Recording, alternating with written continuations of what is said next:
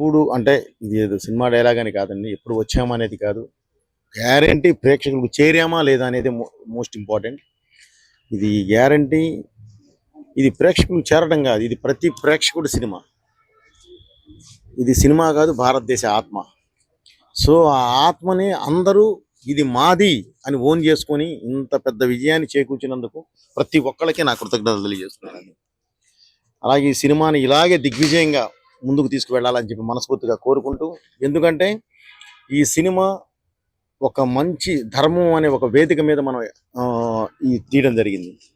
కాబట్టి ప్రతి ఒక్కళ్ళకి ఇందులో చిన్నపిల్లలు పెద్దవాళ్ళు అలా ఏం లేదండి. ఒక ఫ్యామిలీలో ఉన్న 5గురు ఉంటే 5గురు కూర్చొని ఒకే రోలో కూర్చొని చూసేంత ఒక మంచి సినిమా. ఆ సినిమాని మేము ముందుకు తీసుకొచ్చాం.